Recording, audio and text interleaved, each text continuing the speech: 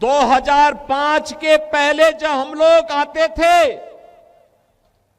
अयोध्या से दरभंगा आने में हमें 16 घंटे लगते थे, 16 घंटे। और आज मुझे लखनऊ से दरभंगा आने में मात्र 45 मिनट लगे हैं, 45 मिनट। यह है डबल इंजन सरकार की डबल स्पीड।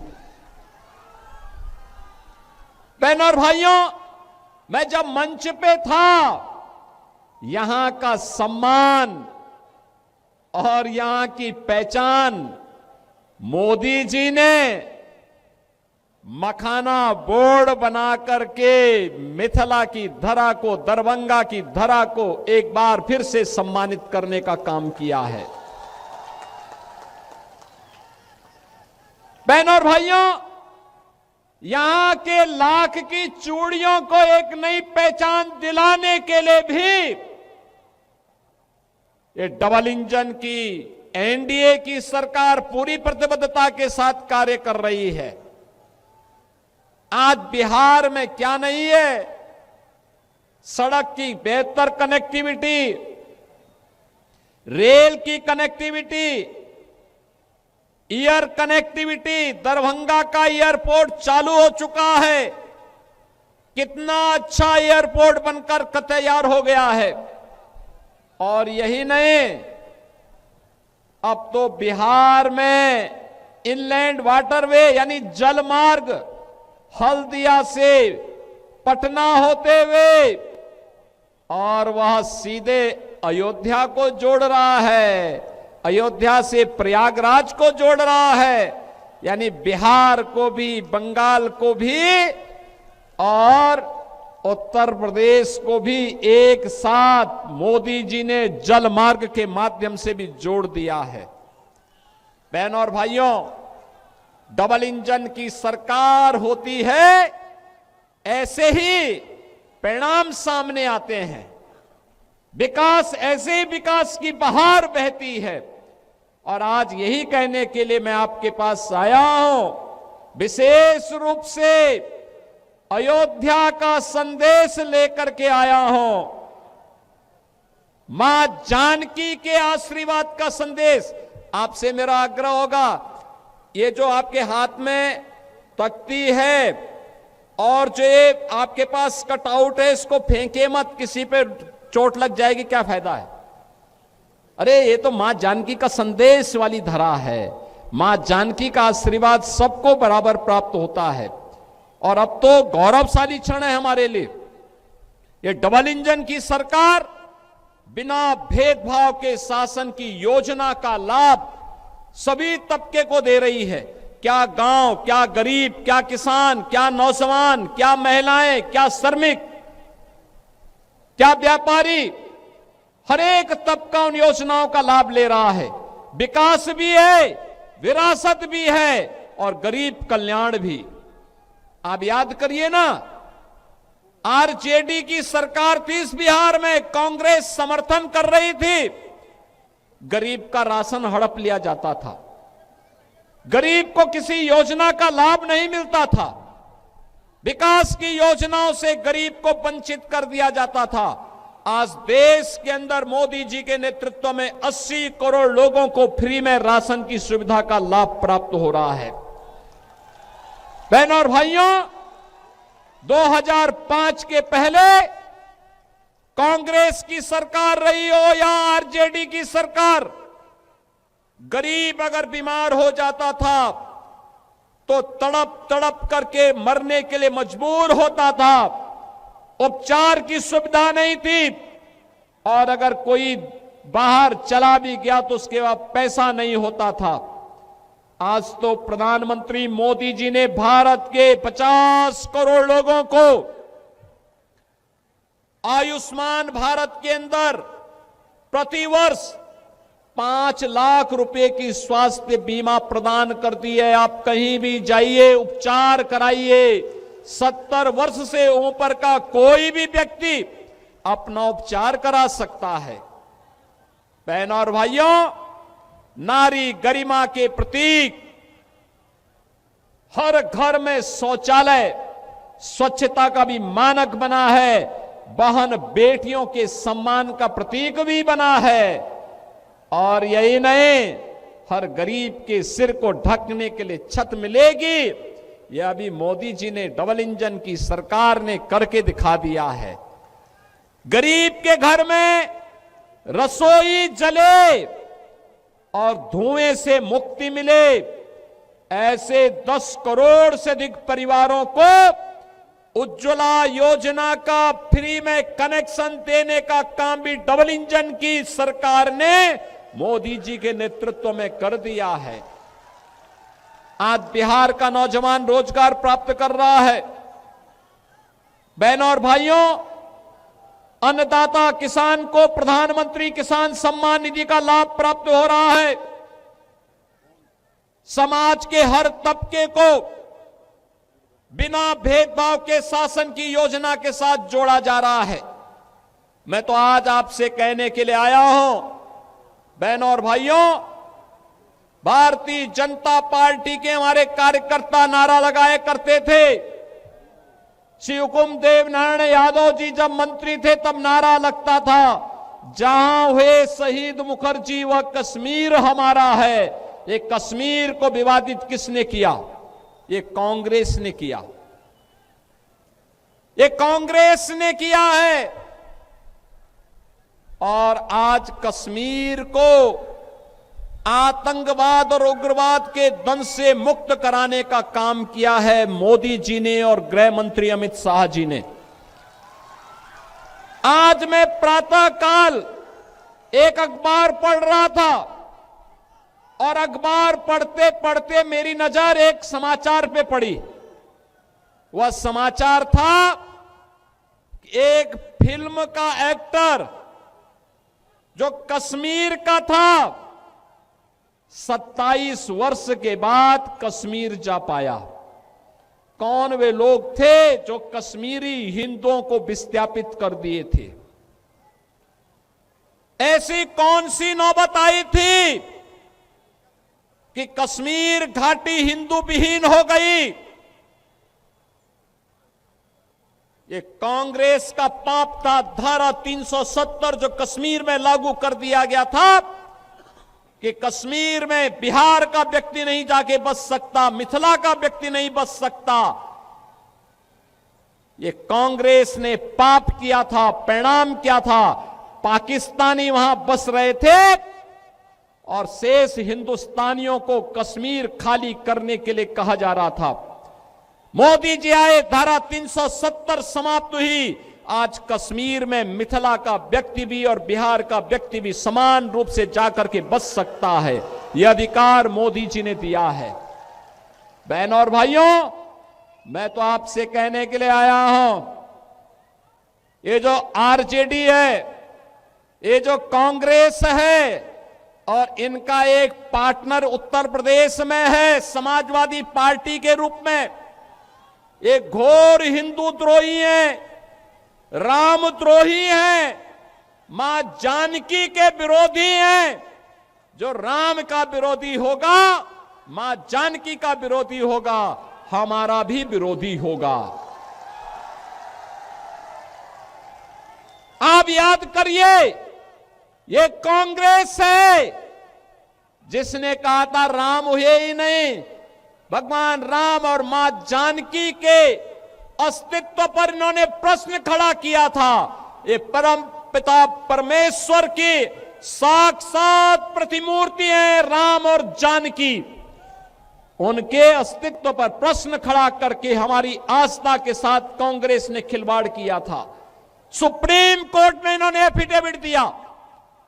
बहनों और भाइयों, एक और इनके द्वारा सुप्रीम कोर्ट में दिया गया एफिडेविट और दूसरी तरफ अयोध्या में राम मंदिर के रथ को रोकने का काम किया, करने का पाप किया था आरजेडी ने।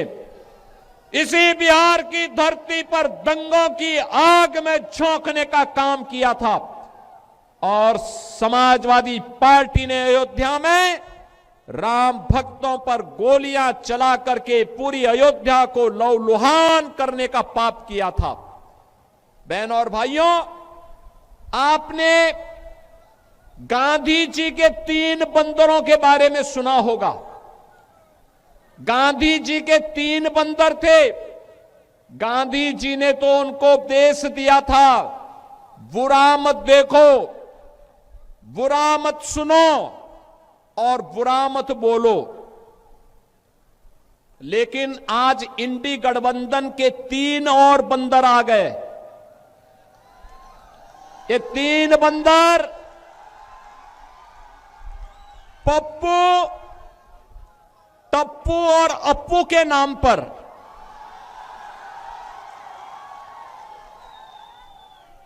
पप्पू, टप्पू और अप्पू के नाम पर। पप्पू सच बोल नहीं सकता, अच्छा बोल नहीं सकता। टप्पू अच्छा देख नहीं सकता और अप्पू सच सुन नहीं सकता। इन लोगों को एनडीए सरकार के द्वारा किए गए विकास दिखाई नहीं दे रहे। उसकी खुशबू इनको सुनाई नहीं दे रहा है, दिखाई नहीं दे रहा है। ये उसके बारे में बोल नहीं सकते, सुन नहीं सकते, देख नहीं सकते और इसीलिए तो दुष्प्रचार कर रहे हैं। आपने देखा होगा कांग्रेस के नेता राहुल जी जब भी कहीं जाते हैं भारत के खिलाफ बोलते हैं, भारत के खिलाफ बोलते हैं, भारत को अपमानित करते हैं, विदेशी आक्रांताओं को महिमा मंडित करते हैं। और ये सभी, ये जो 3 इंडी गठबंधन के 3 बंदरों की जोड़ी है, बहनों और भाइयों, ये 3 बंदरों की जोड़ी ये बिहार में खानदानी माफियाज को गले लगा करके अपना शागिर्द बना करके बिहार की सुरक्षा में सेंध लगाने का काम कर रहे हैं। बिहार की सुरक्षा, घुसपैठियों को बिहार की धरती में घुसा करके बिहार की सुरक्षा में सेंध लगाना। क्या हुआ था आरजेडी की सरकार के समय? क्या हुआ था आरजेडी की सरकार के समय? बहनों और भाइयों, आरजेडी की सरकार के समय में यहां पर बिहार के अंदर 70 से अधिक नरसंहार की घटनाएं हुई थी। 76 से अधिक नरसंहार की घटनाएं।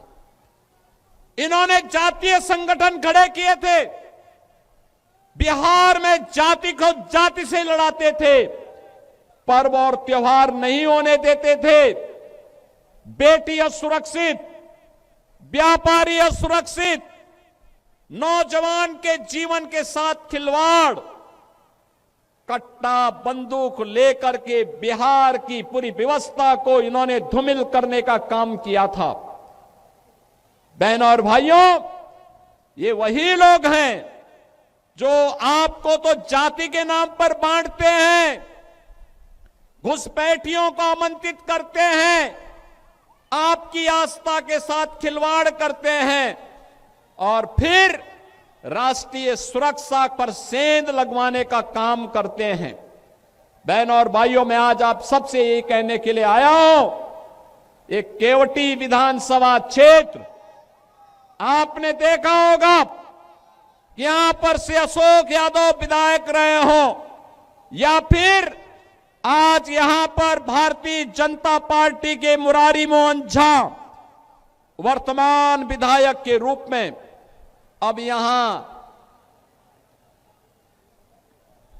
कोई भी दंगा नहीं है, कोई नरसंहार नहीं है, कोई अराजकता नहीं है। अब तो हमारी मिथिला भी चंगा है, विकास के पथ पर अग्रसर बढ़ने का काम कर रही है। और फिर भला क्यों नहीं विकास होगा, क्यों नहीं खुशहाली होगी? ये धरा तो बहुत महत्वपूर्ण है।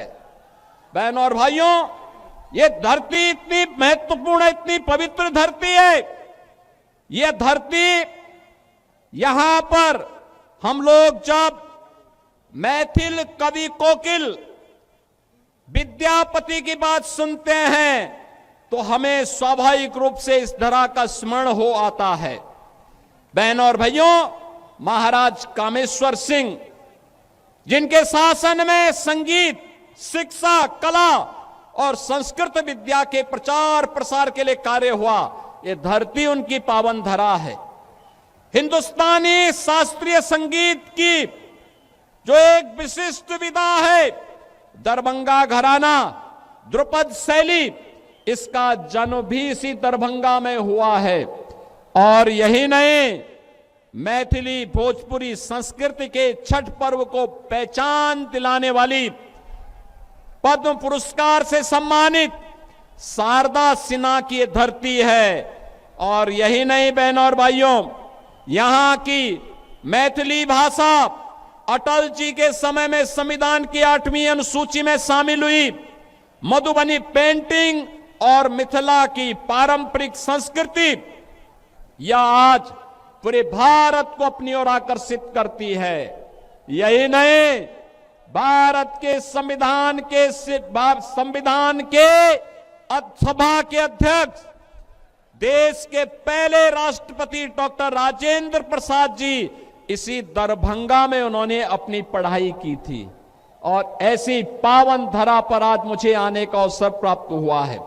बहनों और भाइयों, मैं आप सबका आह्वान करूंगा, याद करना, जब भी आरजेडी कांग्रेस का इंडी गठबंधन बिहार के अंदर आया है, बिहार में दंगों की आग फैली है, जातीय नरसंहार हुए हैं, लूटपाट की एक नई अपसंस्कृति ने जन्म लिया है। यहां पर अपहरण एक उद्योग बना है। लेकिन अब हम अपने बिहार में इस प्रकार की अराजकता को फिर कभी नहीं आने देंगे।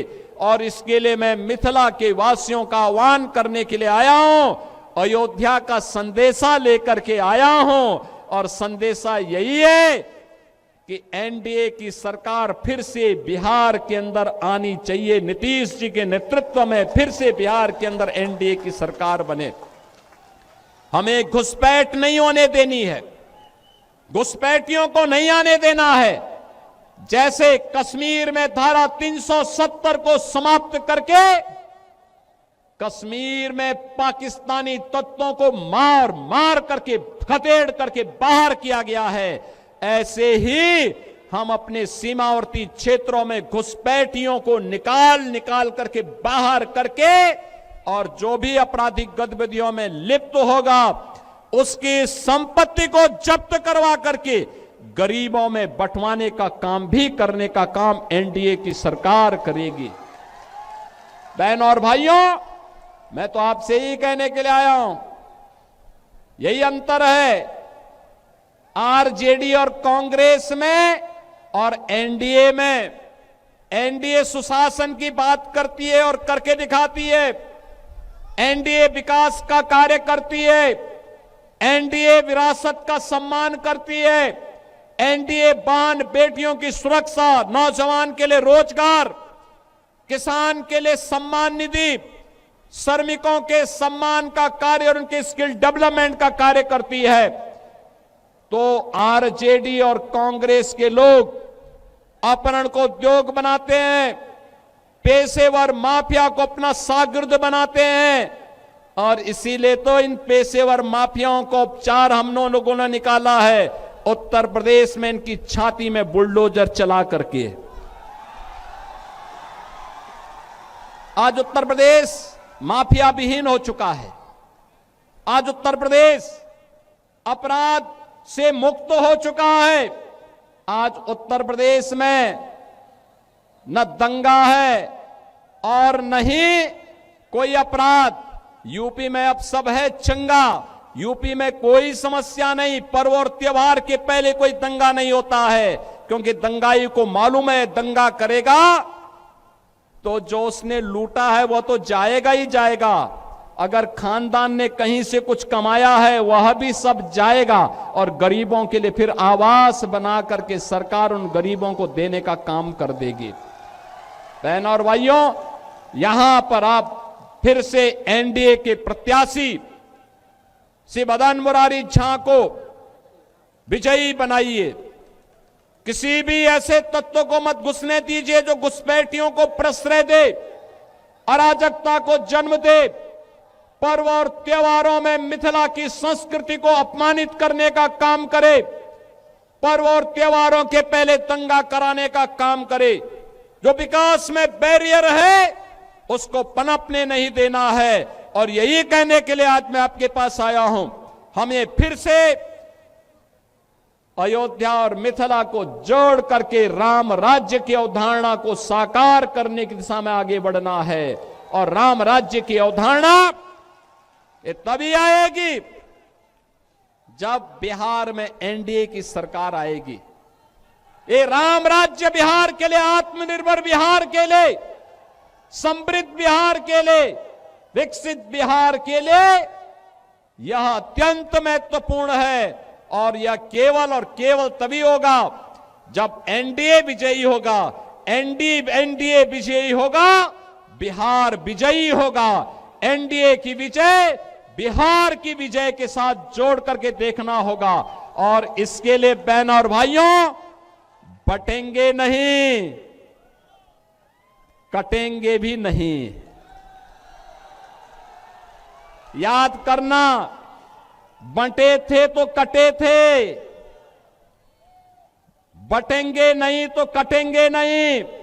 एक रहेंगे तो सेफ भी रहेंगे। और एकजुट होकर के एनडीए के प्रत्याशी भारतीय जनता पार्टी के श्री मुरारी मोहन झा को भारी बहुमत से विजयी बना करके भेजना है। बना के भेजेंगे, विजयी बना के भेजेंगे। मुरारी मोहन झा विजयी बनकर के जाएंगे।